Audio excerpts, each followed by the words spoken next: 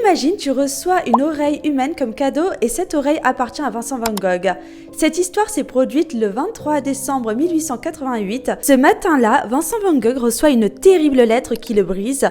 Son frère Théo lui annonce qu'il va se marier. Et pour Vincent, c'est une terrible nouvelle. C'est comme si Théo lui annonçait qu'il l'abandonnait. Mais le pire arrive le soir. Depuis plusieurs jours, Vincent soupçonne son ami peintre et colocataire Paul Gauguin de vouloir quitter Arles. Ce soir-là, Paul Gauguin sort prendre l'air. Vincent lui court après et le rattrape dans la place et lui demande « Vous allez partir ?» Paul confirme. Et là, c'est la catastrophe.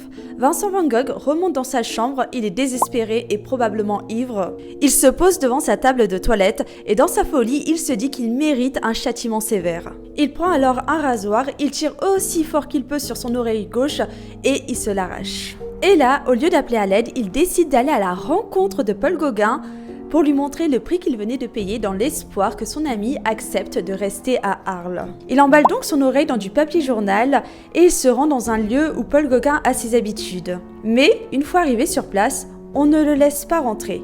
Il tend alors son paquet avec son oreille au portier et il demande qu'on donne ce paquet à une certaine Rachel, car il pense que Paul Gauguin est avec Rachel. Dites-moi dans les commentaires ce que vous avez pensé de cette anecdote et je serais curieuse de savoir sur quel artiste aimeriez-vous en savoir davantage.